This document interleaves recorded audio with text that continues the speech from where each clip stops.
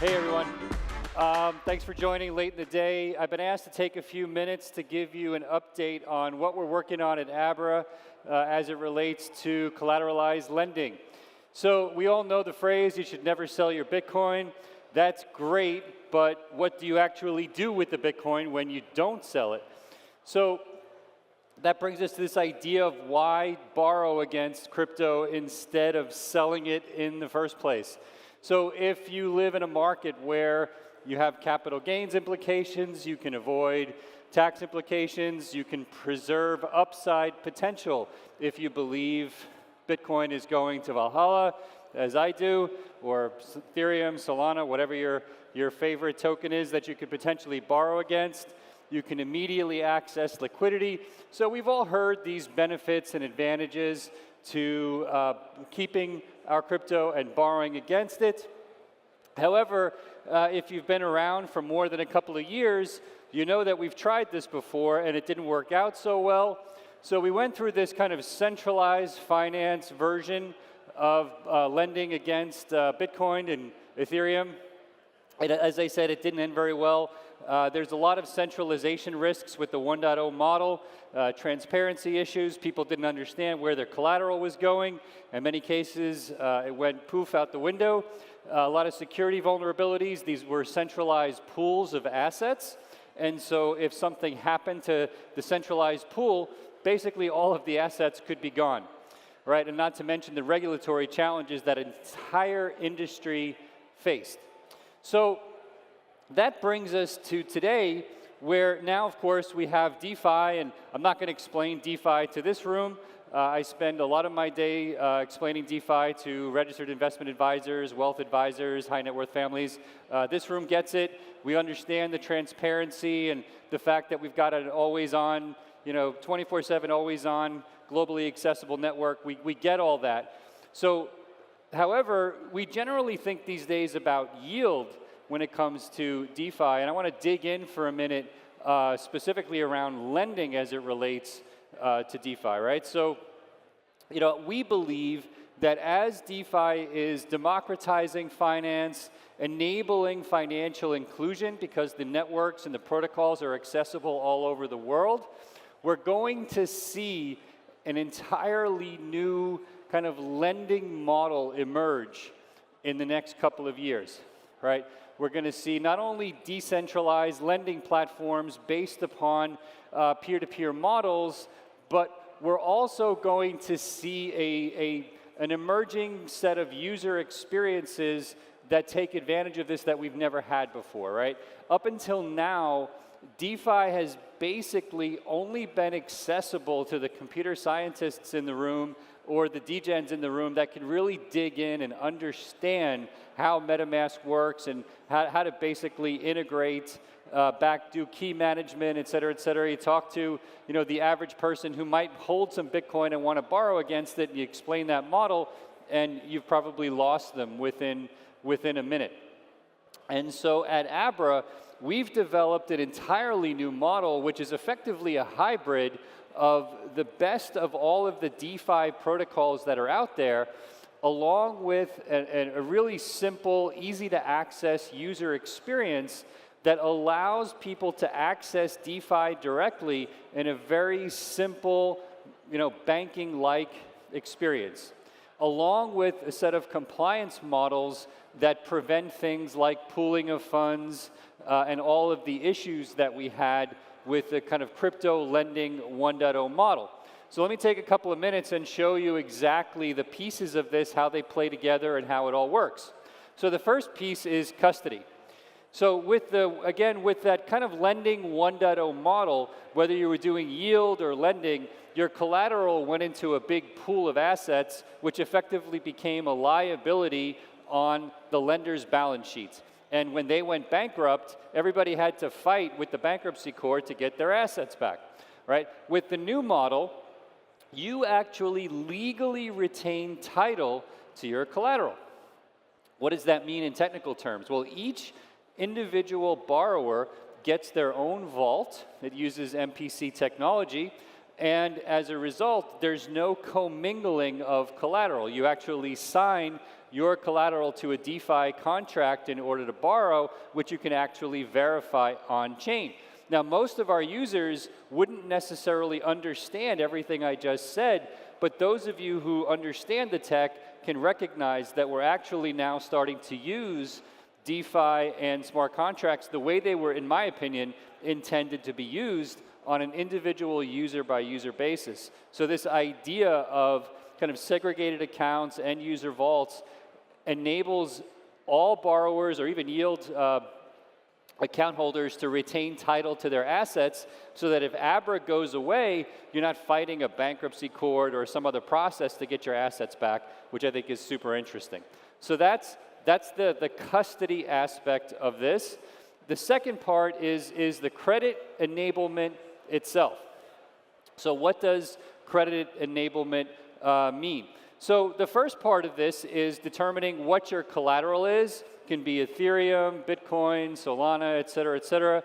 We have a team of analysts, quantitative analysts, that are analyzing all of the popular DeFi protocols in order to determine which protocols make sense to make available to our clients. So if the protocols are not liquid, if they're not battle tested, if they haven't passed security audits, we don't recommend them to our clients. And as an SEC registered investment advisor in the United States, we actually do significant amount of risk disclosures on each of the protocols that we make available to our clients through these vaults or separately managed accounts that I mentioned before. And our clients can then pick and choose, in some cases, how they might want to earn yield, or in this case, how they might want to borrow. And we're constantly looking at new protocols and new models for how to best make loans available using the DeFi model. So the network itself is setting the interest rate, just like you're familiar with traditional DeFi, which means that it's a supply and demand-based system. Right? We're not doing crazy markups. We're not even legally allowed to do that, right? So everything we do is disclosed. You can even go to the SEC website, and you can actually read how we're using the protocols, how the interest rates are set, how our fee works. So you have 100% legally mandated transparency on everything going on, all the way up until the loan initiation. The loan proceeds are exactly how they would work in a traditional DeFi model, except it's through the Abra, the pretty Abra interface. You can take it as Tether, USDC, or you can get a bank wire out where we're effectively, unminting the stable coins for you. Now, the user up front chooses the loan to value ratio, right? They decide how much collateral they want to put up and how much they want to borrow against. Our team sits them down, explains the idea of LTV if they're not familiar with it, and explains what it means if the average user might take a 25, 30, 35% LTV, which in English means if you're holding $1 million worth of Bitcoin, you might borrow $300,000, $350,000 of USDC or Tether. What happens if the price of Bitcoin plummets, let's say 50, 60%, something like that, and my LTV reaches, let's say 75%, you then run the risk of actually getting partially liquidated on your collateral in order to put your loan back in compliance. So we explained in very clear English to our clients what this means, and again, it's all disclosed in the risk documents that they get up front. So a very different model than what everybody here is used to, but it's really starting to make this accessible to the average borrower, high net worth borrower who wants to hold Bitcoin, but doesn't understand what y'all are talking about when you start to talk about the nuances of the DeFi protocols. So now they can basically set the LTV and borrow against it, but what's really interesting is that if your LTV is low enough in our system, let's say you borrow at 25%, you have very high conviction that the price of Bitcoin is going to continue to go up over time. We actually have many users who don't even pay the interest on the loan. They simply roll over the interest into the principal, which obviously raises the LTV of the loan if the price of Bitcoin is still the same. But if the price of Bitcoin keeps going up, the LTV can actually even decrease even if they're not paying the interest on the loan, which is super interesting. And at that point, they can actually continue to borrow, right? So internally, we call this kind of a lifestyle loan. So if you're sitting on enough Bitcoin, you can borrow a small amount, and as the price goes up, you can continue to borrow and not even pay back the interest if your LTV stays low enough, okay? And we have models that we share with our clients explaining how all of this works, and it's become an extremely popular way of borrowing against Bitcoin, Ethereum, now Solana even, et cetera, et cetera. The loan is effectively open term, which means it can go on forever. The client can choose to close the loan anytime. They can choose to change the LTV by either making payments or adding collateral, or taking away collateral, which would raise the LTV if they feel that the price has gone up enough, which warrants not leaving as much collateral in the system. So we give them a lot of flexibility. Again, the real point here is they're getting the benefits of DeFi without having to dig in and understand the ones and zeros of what's going on with the protocols themselves. And our team is constantly looking at the best protocols to make available, whether it's based upon TVL, interest rates, supply, demand, et cetera, okay? So again, as I said, our take is that this is really the future of crypto lending. It makes it available to the masses, which is why we're all here. We think that the future of banking is basically going to migrate to DeFi. I wrote an article on CoinDesk yesterday, which you can read. I made the point that I think that in 10 years, no one's going to be talking about DeFi anymore. It's just going to be lending, right? And I think the biggest banks in the world may actually be new banks that are based upon DeFi rails. Just like the biggest online video services today didn't exist 25 years ago when everybody went into a store to rent movies, the next generation is just going to bypass the traditional system and go right to this model, okay? I think the disruptions around DeFi are going to completely reshape banking. I think Abra is, to my knowledge, is the first company in the world to form a US SEC registered investment advisory explicitly to make DeFi available. We want to make it available to everyone globally. We're starting with high net worth investors just because it's easier to get going, but you're going to see us push this, further and further down the income pyramid over time. And we also believe that neobanks and other kind of traditional next-gen online banking services are going to adopt this model, and we hope to be able to work with them via APIs and our platform to make this type of lending and liquidity available for companies and partners who don't have the expertise in this area.